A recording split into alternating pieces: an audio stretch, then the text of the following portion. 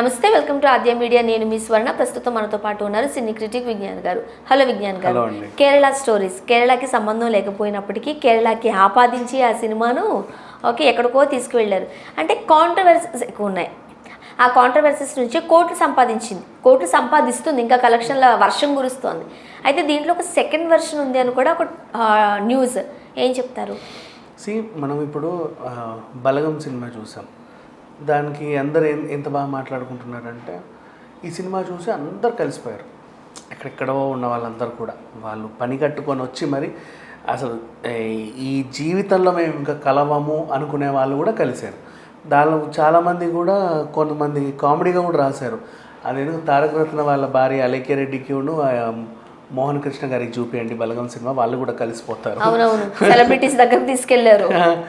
అట్లా అందరు ఎవరు ఎక్కడ విడిపోయారో అందరినీ బలగం బలగం బలగం అనుకుంటూ వచ్చేసారు. పేరుకు తగ్గట్టే పాపం వాళ్ళకు కూడా మంచి కలెక్షన్స్ వచ్చాయి, అంతకు మించి విమర్శలు వచ్చాయి, అన్నీ వచ్చాయి, అవార్డులు వచ్చాయి, రివార్డులు వచ్చాయి, బాగున్నారు. ఓకే కదా. పాపం అని ఎందుకు అన్నాను అంటే, ఇంకా కలెక్షన్స్ వస్తే దాని గురించి వాళ్ళు ఊహించక ముందే టీవీలకి వెబ్సైట్లకి వచ్చి ఇదేంటి వెబ్ సిరీస్ లాగా ఓటీటీలకి ఇచ్చేసారు. అది ఒకటే పాపం అనిపించింది. కానీ ఒకట్లే, అంతగా అయినా సరే వాళ్ళు టీవీలో చూసినా చాలా బాగుందని థియేటర్కి వెళ్ళి చూసిన వాళ్ళు కూడా ఉన్నారు అట్లా కూడా ఉన్నారు. సో అది అయిపోయింది. ఇప్పుడు దీంట్లో కేరళ స్టోరీ వంతు. కేరళ స్టోరీకి కూడా ఇప్పుడు బలగం చూసి అందరు కలుస్తున్నారట, కేరళ స్టోరీ చూసి అందరు విడిపోతున్నారట. ఇప్పుడు థియేటర్కి వెళ్ళారు. ఫస్ట్ మధ్యప్రదేశ్ ఇండోర్లో ఒక ఫస్ట్ సిట్యువేషన్, ఇద్దరు లవర్స్ వెళ్ళారు, సినిమా చూస్తున్నారు, ఏదో ఎంజాయ్ చేశారు, కాసేపు వచ్చారు. ఆ సినిమా చూసి వచ్చినప్పటి నుంచి వీడు వేధింపంట దాన్ని, ఆ పిల్లని. నువ్వు మతం మార్చుకో, నువ్వు మార్చుకోకపోతే నీకు నాకు చెక్కు, అవసరమే లేదు నువ్వు ఇమీడియట్గా. ఇప్పుడు సినిమా అయిపోయిందా, ఇంకెంతసేపు ఉంది, 10 నిమిషాలు ఉందా, ఓకే, బయట అడుగు పెట్టిన వెంటనే నువ్వు మతం మార్చుకోవాలి. అంటే ఆ రేంజ్లో టార్చర్ చేసేసరికి ఆమె ఏం చేసింది, వీడిని తట్టుకోలేక ఉండు, నేను ఆలోచిస్తున్నా ఎందుకు ఇట్లా చేస్తున్నావు అది ఇది అని చెప్పేసి లాస్ట్కి పోలీస్ వాళ్ళకి చెప్పేసింది. వాళ్ళు వచ్చి వీడిని అరెస్ట్ చేశారు. లవ్ జిహాద్ అయిపోయింది.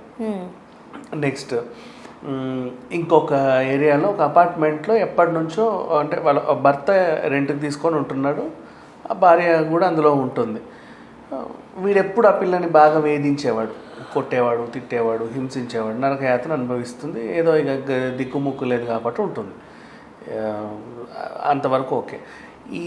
ఇక్కడ ఏం జరిగిందంటే, మళ్ళీ వాళ్ళ ఫ్రెండ్స్ని కూడా తీసుకొచ్చి ఈమె మీద అత్యాచారం చేయించాడు అని చెప్పారు. అంటే బేసిక్గా జరిగి కూడా ఉండొచ్చు. ఇప్పుడు ఏం చెప్పారు అంటే, అక్కడ ఆ సిట్యువేషన్ అంతా కూడా భర్త కేరళ స్టోరీ చూసిన తర్వాతనే ఆమెను అట్లా హింసిస్తున్నాడని రాశాడు. అసలు బేసిక్గా అక్కడ జరిగింది ఏదో ఇష్యూ, ఇటు లింక్ చేశారు. ఇప్పుడు మూడో కథకు వద్దాం.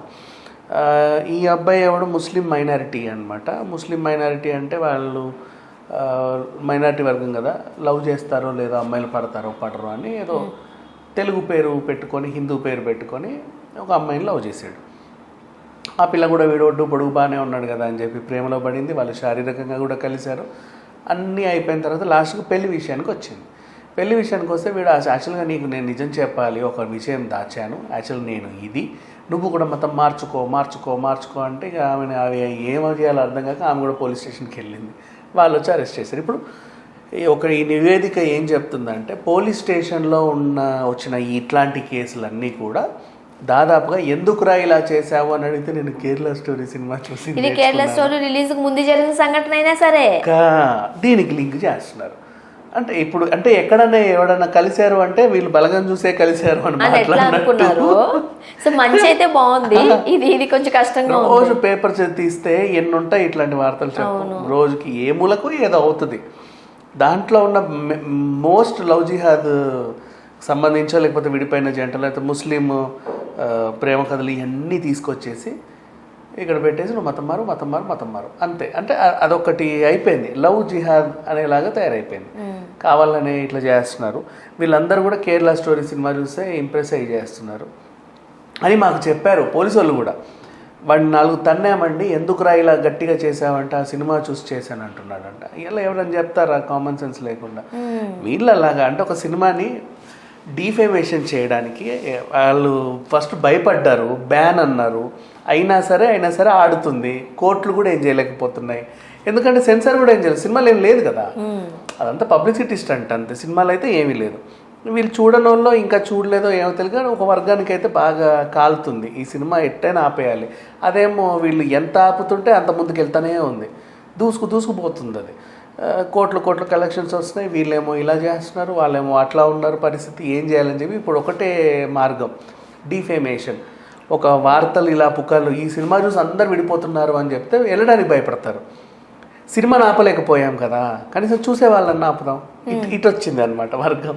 సో ఇలా ఏ స్టేట్స్లో అయితే ఈ సినిమా బ్యాన్ అయిందో, ఇప్పుడు తమిళనాడులో బ్యాన్. ఈ కథలన్నీ తమిళనాడు నుంచి పుడుతున్నాయి.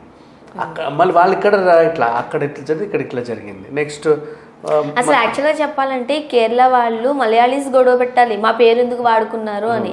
యాక్చువల్గా వాళ్ళు సినిమా చూసిన తర్వాత అక్కడ ఎక్కడా మనకి ఎలిగేషన్ రాలేదు, రైట్? కేరళ వాళ్ళే చక్కగా మెచ్చుకుంటే కదా సినిమాని చూస్తుంటే, తెలుగు వాళ్ళు చూస్తున్నారు, అందరూ చూస్తుంటే మిగతా వాళ్ళందరూ ఎవరైతే ఈ సినిమాని బ్యాన్ చేస్తున్నారో వాళ్ళు మాత్రమే ఈ కథలన్నీ పుట్టిస్తున్నారు. బేసిక్గా ఇక్కడ ఇట్లా జరిగింది మొత్తం. ఈరోజు కోర్టులో వచ్చిన కేసులన్నీ కూడా, విడిపోయిన కేసులన్నింటిలో కేరళ స్టోరీ సినిమా షూట్ కూడా స్టార్ట్ చేసి ఉండరు యాక్చువల్గా ఆ టైంకి. సో అట్లా. అండ్ ఇంకోటి, హస్బెండ్ భర్తల మధ్య ఎప్పటి నుంచో గొడవలు ఉంటాయి.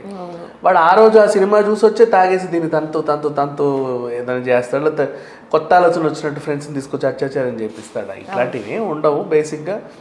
బట్ ఇక్కడ మాత్రం ఇలా జరిగింది.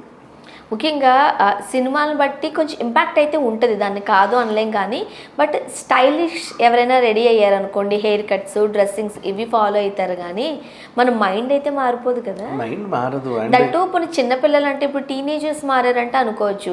నువ్వు వైఫ్తో ఉంటూ ఒక రిలేషన్ మెయింటైన్ చేస్తూ వెల్ మెచ్యూర్డ్కి వెళ్తారు, 25-26 ఇయర్స్ వచ్చాక. వాళ్ళ సినిమాని చూసి మారిపోతారా?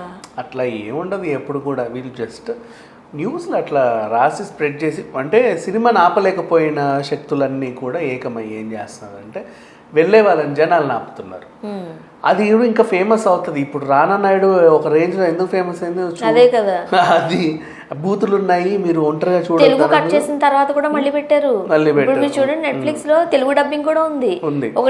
ఒక నాకు తెలిసి ఒక వన్ డే కూడా ఆఫ్ చేయలేదు అనుకుంటా, అంటే తెలుగు డబ్బింగ్ తీసేయలేదు అనుకుంటా.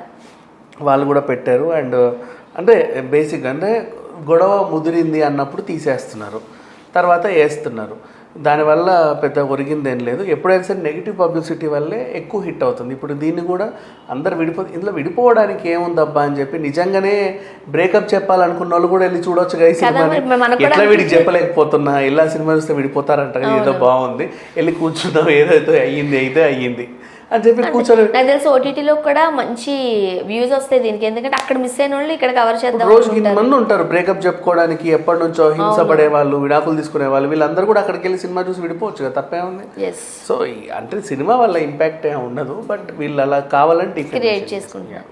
Thank you so much.